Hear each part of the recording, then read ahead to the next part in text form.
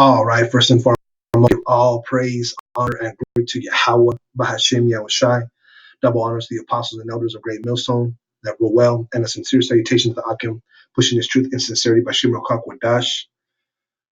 I came over this article right here entitled "Man Accidentally Uncovered a Secret Facility That Reveals Our Biggest Fear."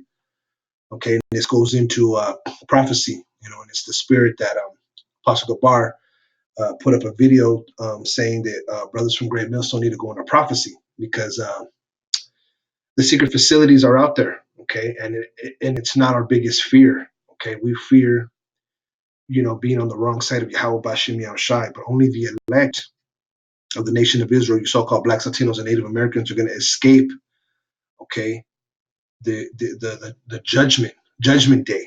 You got that movie Independence Day with Will Smith, where UFOs come and destroy the Earth. Well, that's going to happen. And the elites are trying to hide in these secret facilities, okay, from the World War III that's going to happen, and also those chariots, but they're not going to be able to.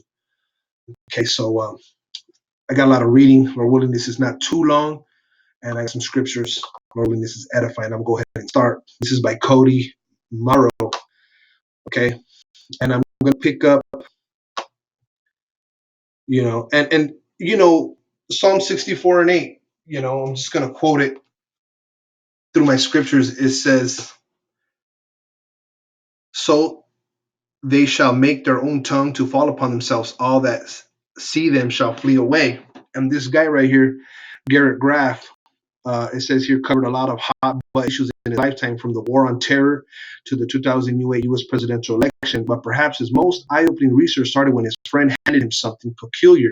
Okay, so this guy looks like control opposition. Their tongue is falling upon them, like the scriptures say. Prophecy is real. We need to get into it and stay in it, because everything that is written in the Bible will come to pass. So, you're going to have scoffers in the last days, but nonetheless, the Lord's word shall stand. It was a government ID for someone from the intelligence community, Graff said, and he gave it to me since I write about that subject. And it's like, I figure you can get this back to this guy. The friend he noted had found the ID on a parking garage floor. Okay. So I guess this guy, Garrett Graff, found a government ID that was given to him by his friend. Okay. Right away, Graff noticed something peculiar about the ID. Step-by-step driving instructions covered the back of it. So Graff, a inquisitive journalist that he was, used Google Maps to locate the directions and destination, and the results surprised him. The directions led him to a mountain peak just over 70 miles outside of Washington, D.C. There, at a peak known as Raven Rock, the road just ended. It led to the face of the mountain and then nothing. Okay. Graff recalled everything else he saw once he made the trip out there. "You can see very clearly these big concrete bunker doors," he said, "this little guard shack, chain link fence, and then this set of concrete bunker doors beyond." What had he just found? It was a facility that I had never heard of, that wasn't on any map, Graff elaborated. His inner historian and journalist totally freaking out. He started researching what he found as soon as he could. So that's an aerial view of what he found, I guess. There's the chain link fence that he's speaking about. Okay, and there's this, if you see right here, there's an entrance into something, that goes into what I guess underground secret facility. Okay, and that's what these elites plan to do, man. Okay, they don't care about you white peons of the race, nationality, and they definitely don't care about you blacks, you Latinos, and you Native Americans, who are the biblical Hebrew Israelites. Okay, he didn't know it when he first stumbled upon the structure, but the directions had led him to Raven Rock Mount Complex, also known as Site R. To put it more bluntly, he found a nuclear fallout shelter. See that? Nuclear fallout shelter. Okay, why would this guy have stumbled upon a nuclear fallout shelter? Why would the elites need a nuclear fallout shelter? Well, it's really on. Graff's research turned up plenty of information on the state's government's nuclear war contingency plan, some of it comforting, some of it horrifying, and all of it fascinating. For example,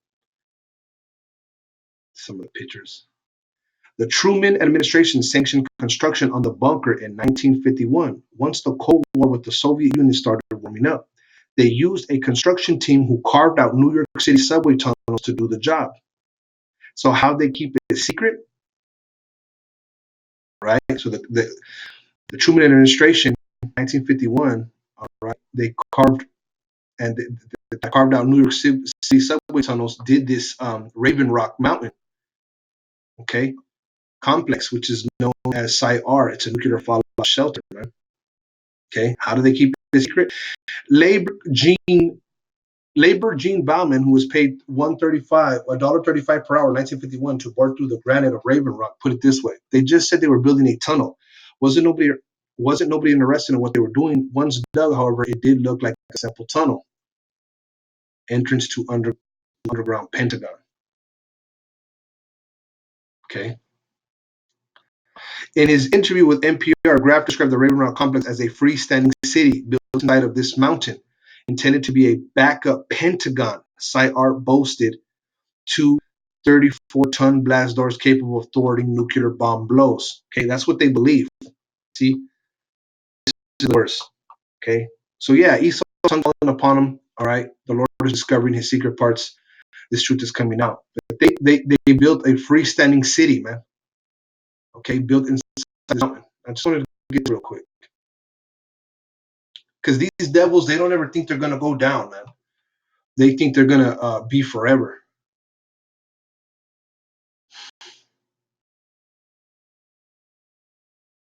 Okay,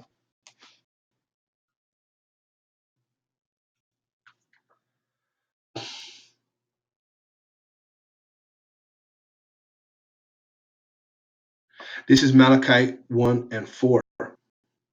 Whereas Edom saith, Esau, Edom is a so-called white man, saith, we are impoverished, right? They're beat down, but we will return and build the desolate places, okay?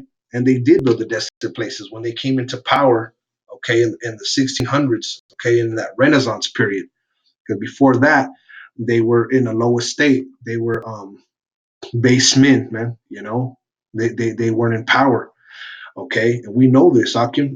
But now they said they're going to build the places. Let's say Yahawah post, they shall build, but I will throw down. So no matter what they build, the Lord's going to throw it down. So they're building these fallout shelters, but the Lord is going to throw it down, and they shall call them the border of wickedness, and the people against whom the Lord hath indignation forever. And so these people are the epitome of wickedness, man. Okay, the Esau, Edom. Okay, they start these wars with other countries, and they have planned to just basically go underneath the ground and hide, okay, from the war which they started, which in reality, you know, Yahawashi is in control of, you know, of all things, especially the mind of the kings. Scriptures tell you this, okay?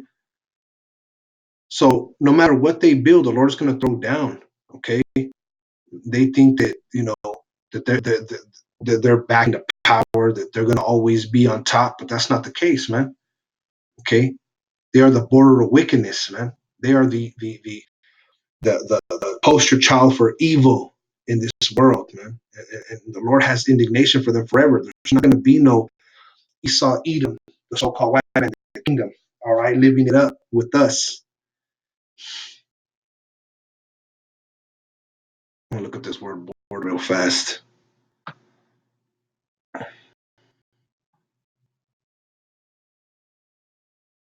Salakia.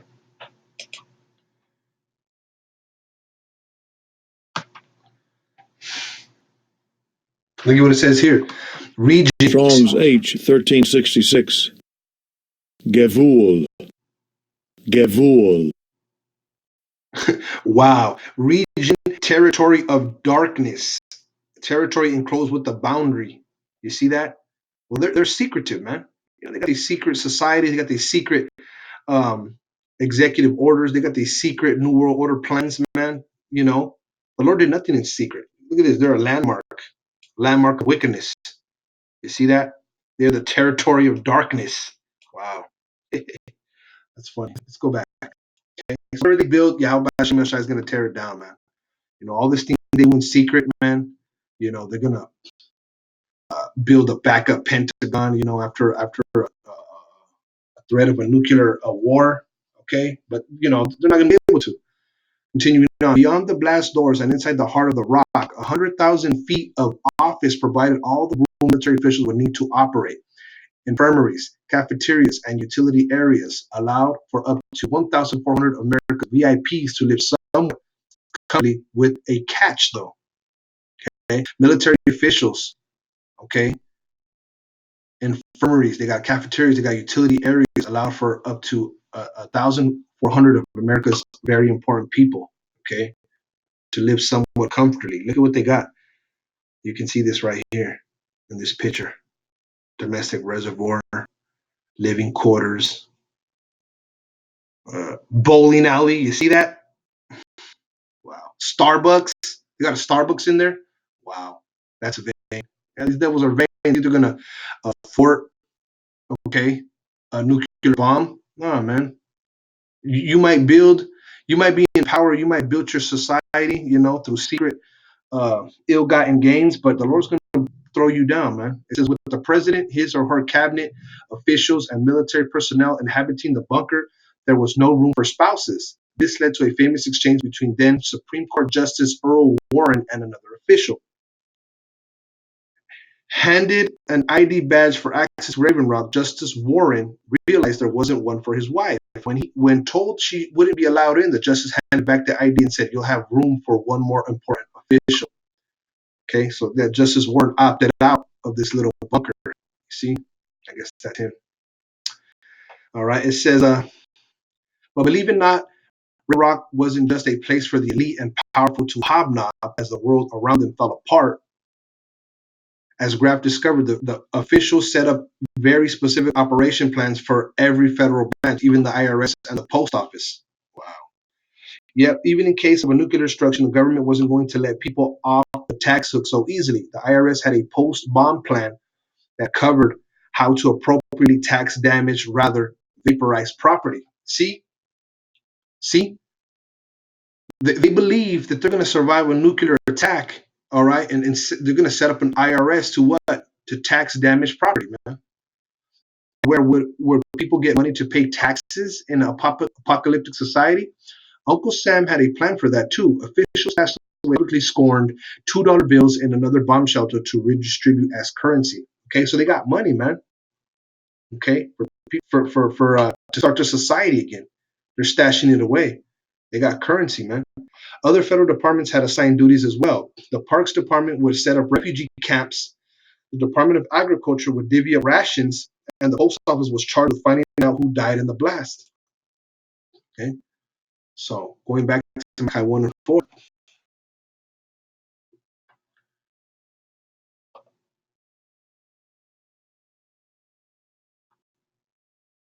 It's like my computer's slow. I'm about to figure out what's the deal with this thing, man. I guess it's my internet connection. Oh, Salakia. Yeah, it says Malachi 1:4. They shall build, but I will throw down. Okay, because I'm gonna get into it. The Lord's not gonna let them go, unpunished, man. This is a. Let me continue. So they got federal departments assigned duties, man. Okay, it says at the time of the Cold War, a nuclear attack fell so imminent that Raven Rock had been fully manned and operated 24 hours per day. Up until 1992, operations were picked and modernized after December 11 attacks in 2001. They again run 24/7. Okay, through the ID card, Graf received directions to only one city to bunk. His research uncovered half a dozen or so other doomsday shelters, like one beneath the Briar Resort in West Virginia here, each more or less the same in function and design. Okay, so there's supposed to be one under here, I guess. In Cheyenne Mountain near Colorado Springs lie another hidden doomsday bunker, like Raven Rock. This complex was built in the 1950s and served as the command post responsible for defending both Canada and the U.S. from air attacks, Graf said. Okay, so this one was built in the 1950s. All right, it's the command post for Canada and U.S. from air attacks. Okay, you see, there's an entrance to the mountain. It looks like a mountain right there, man. So they can bore holes in mountains, man. Man, they're wiser than Daniel, man. All right, but they're gonna build, but they're gonna destroy. Okay, Cheyenne Mountain had reservoirs of water and fuel, doctors' offices, gyms, and even a Subway sandwich joint. So, in the event of a nuclear attack, whoever was working the cash register at the time earned a spot among the surviving elite. Okay, okay. So, yeah, inside this place right here, there was a what? Water and fuel, reservoirs, doctors' offices, gyms, sandwich joint. These devils and the pride. After all the wickedness, in America, man, in Babylon. Okay, and Babylon means confusion. All the wicked laws that they push, all the transgender agenda. Through all of this of his research, through Graf learned something unsettling. If you're trying to preserve and restart the government after an attack, he explained to NPR, it becomes this very essential question about what is America. As far as Graf could tell, the bunkers provided a disturbing answer.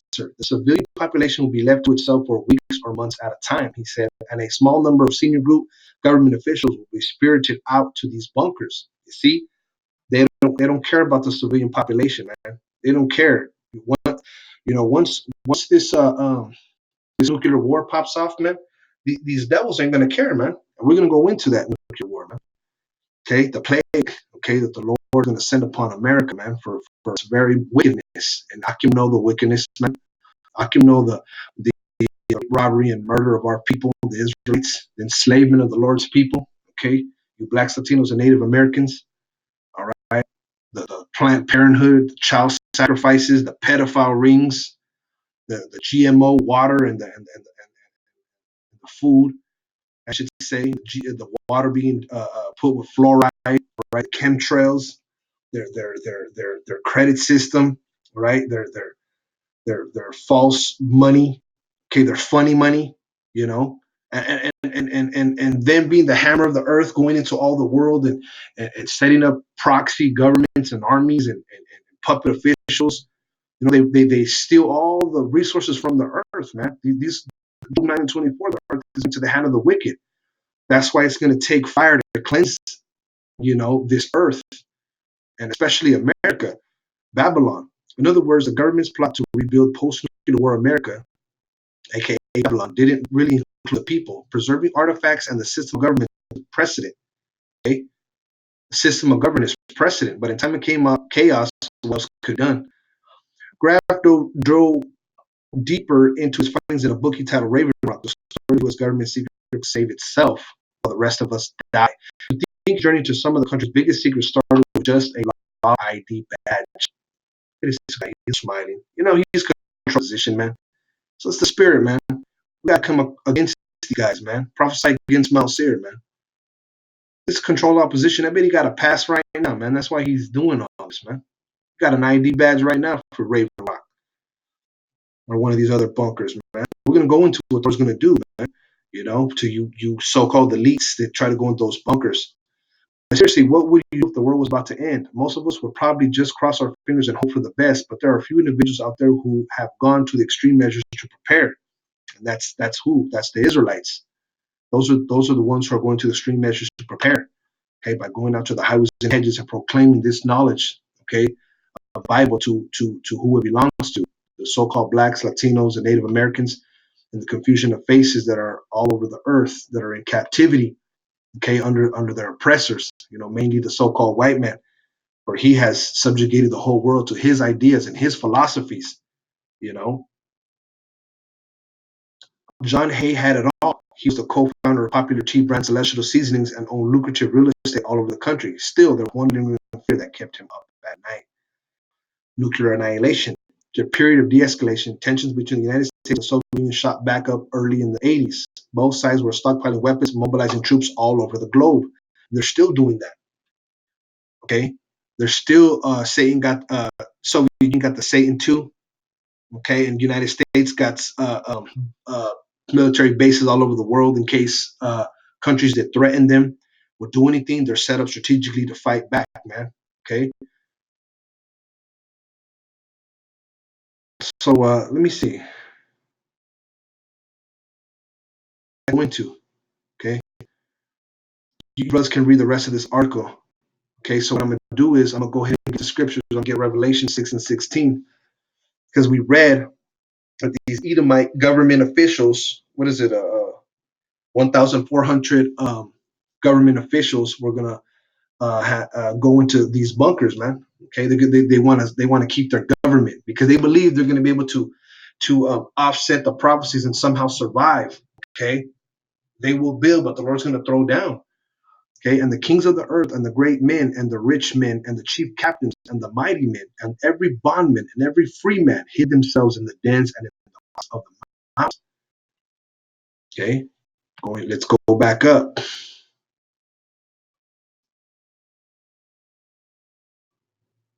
Let's go back up. Yeah, these elites, man. These elites think they're gonna get away by going into the caves, into the mountains, man. That one. What was that one?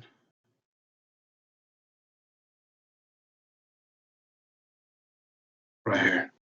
Right here. What does it say? It says infirmaries, cafeterias, and utility areas allowed for up to 1,400 of America's VIPs to live somewhat comfortably. Okay. 1,400 America's VIPs, all right, and the kings of the earth, those are the VIPs, and the great men, and the rich men, the chief captains, and the mighty men, and every bondman and free man hid themselves in dens and the rocks of the mountains. So you're gonna have other people they're gonna run to the mountains, man. Okay, not only these elites, but there's gonna be people that are gonna run into the mountains because they're gonna be scared of the wrath of Yahawah Yahawashi, and said to the mountains and rocks, fall on us and hide us from the face of him that sits on the throne and from the wrath of the Lamb. Okay, so they're going to want the mountains and the rocks to cover them. Okay, they're going to be digging with their fingernails into a hole and into any crevice of the earth to get away from Yahawah Bashim Yahawashi. For the great David's wrath is coming. Who shall be able to stand? Who shall be able to stand, man? Okay, when Yahawah Bashim Yahawashi comes to shake the earth with its final destruction. Okay, because they know about a nuclear war. They know. Okay, these elites know.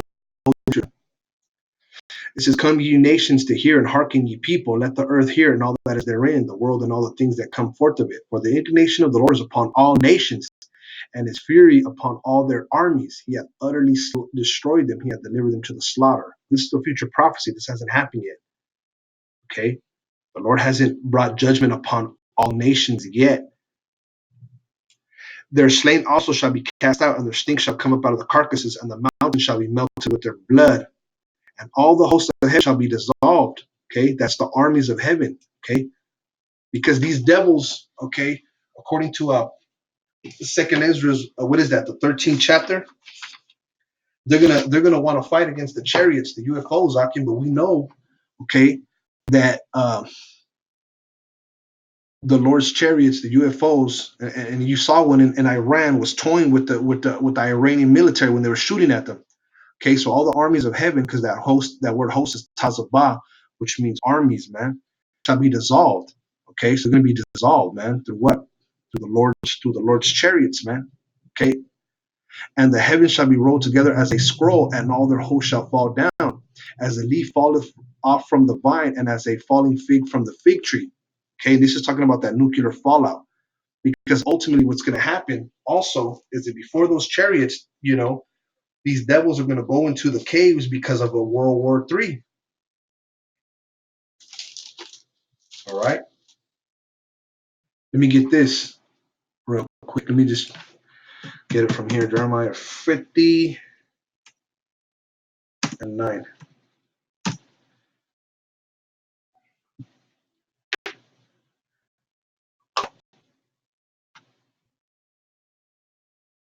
They know about a nuclear threat. Okay. They put their bases all over the world. They rape, robbed all the world, stole all the petroleum, made everybody use their dollar. They know these countries are getting tired of them. The judgment of America is written in the scriptures, man. That's what we're teaching the people. That's what the Spirit of the Lord has brought unto the apostles and elders on down of Great Millstone to be occupied in prophecy to warn the people of what's to come. We've been privy to the real New World Order, which is of the Lord. We are the real Illuminati. We are the real elites. Jeremiah 59, for lo, I will raise him cause to come up against Babylon, an assembly of great nations from the north country, and they shall set themselves in array against her. From thence she shall be taken. Her arrow shall be as of a mighty excrement. None shall return in vain. Okay, so against Babylon, which is a code name for America in the Bible, an assembly of great nations from the north country, and they shall set themselves in array against her, for then shall she be taken. Okay, so a bunch of nations are going to come against Babylon, man. All right, let's see.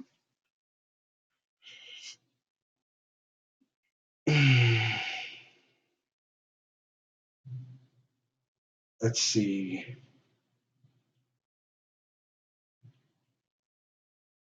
Let me see if I can get another one out of here. There's another one I want to get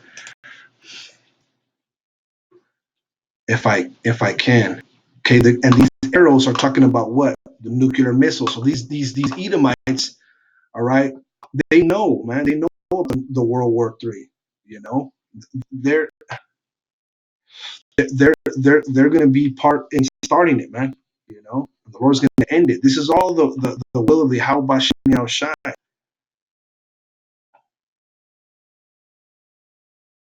Right here, Jeremiah 50:26. Come against her from the utmost border. Upon her sources cast. Oh no, this is not the one. This is the one. Behold, a people shall come from the north, and a great nation. Talking about Russia, I believe. And a great nation, and many kings shall be raised up from the coasts of the earth. So many nations are going to be raised up against America, man, for all the rape, robbery, and murder. Okay, because these nations are tired of following the American way. They've been drunken with the wine of Babylon, and they're mad. Okay, so the Lord's going to put it in these nations to go to war, a last World War III. Okay, I'm going to just read this one. Come against her from the utmost border, open her storehouses, cast her up as heaps, and destroy her utterly. Let nothing be left of her. Okay. Okay, let nothing be left of her, man. You know, she's going to be destroyed by what? By these arrows. Okay, let's get this. So the fate of America is written in the scriptures. This is biblical prophecy. America, Babylon shall be destroyed. And this is the proof. A man actually uncovers a secret facility. Okay. It says, woe be unto thee, Babylon, Asia. Woe be unto thee, Egypt and Syria. These are the nations who the Lord is going to destroy with America. Gird up yourself with cloth of sack and hair. Bewail your children and be sorry, for your destruction is at hand. A sword is sent upon you, and who may turn it back? Okay. A sword is sent upon you, and who may turn it back? Now, when you go to, let's see,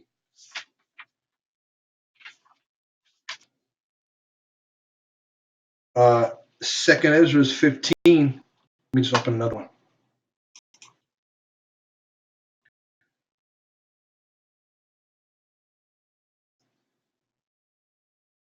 A sword is sent upon Babylon. You see, it's at Babylon. What is that sword? Well, let's get it.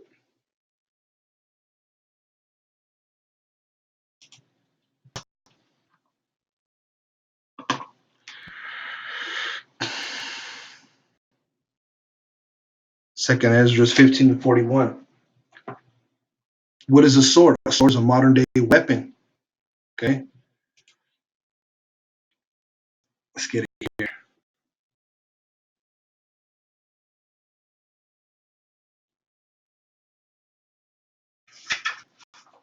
Open up the window.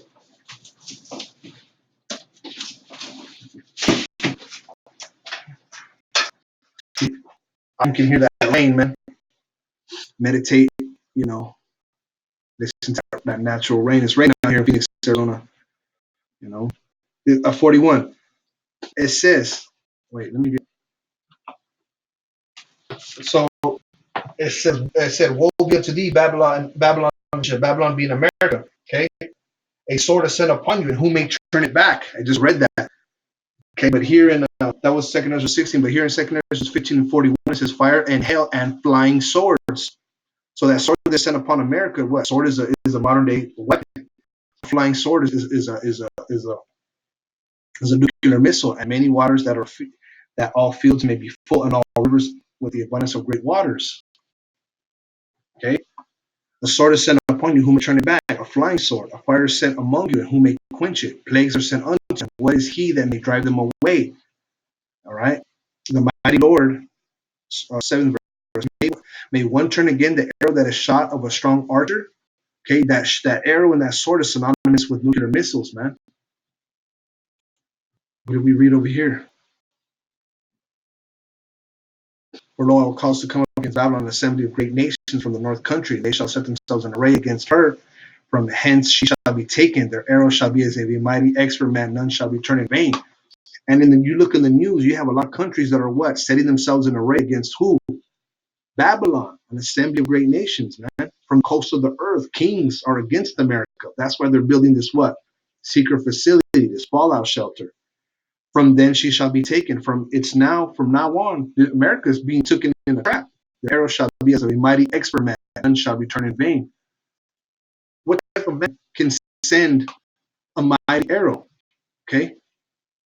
And one turn again the arrow that is shot from archer. The mighty Lord sendeth the plagues, and who is he that can drive them away? So it's the Lord who's sending this sword and these arrows, man. He's the strong archer. A fire shall go forth from his wrath, and who is he that may quench it? Okay.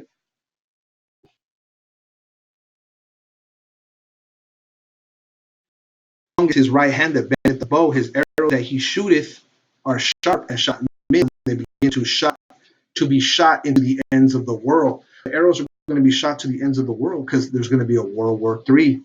Okay. Behold, the plagues are sent and shall not return again until they come upon the earth. The fire is kindled and shall not be put out till it consume the foundation of the earth. Okay. The Lord has a fiery indignation towards these wicked nations that put Israel into captivity, mainly the so-called white man and all his wickedness. He is the border of wickedness, Malachi 1 and 4. Okay. So what we started with, man. They shall build, but I will throw down, and they shall call on the border of wickedness and the people against whom the Lord had indignation forever. Okay.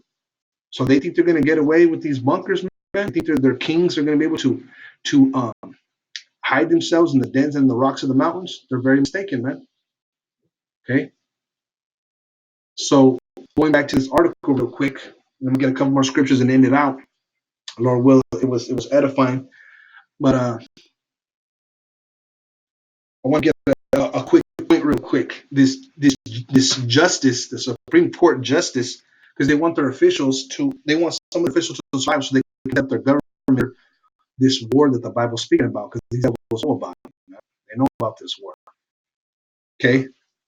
Now it says when told she wouldn't be allowed in, when this guy's wife wouldn't be allowed in because they gave this guy, this Warren, okay, an ID to go to Raven Rock room for Warren. I'm not really worried about that, man, because these devils are gonna get it, man. We're not really worried about that because this is what the scriptures say.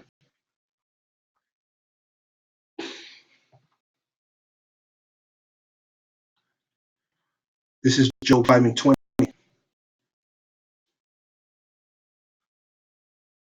Yeah, these devils know about this coming new World War III. They know that their time to rule is over, man. Okay, they hid this truth from us, but now we're prophesying to them. Okay, their downfall. This is Job 5 and 19. Let me X this out. So I can. He shall deliver thee 6 troubles, yea, in 7 there shall no evil touch thee. In famine he shall redeem thee from death, and in war from the power of the sword. See that? Lord, in famine he shall redeem us, man, and from death, and in war from the power of the sword. What's that sword, man? That sword it's synonymous with destruction, with death, with killing. A sword is a killing weapon. That'll be hit from the scourge of the tongue, okay? Because we're going to be blasted all over the main media as terrorists because they know that the Israelites are the true chosen, and that we're proclaiming this all over their media, mainly YouTube, okay? Thou shalt be hid from the scourge of the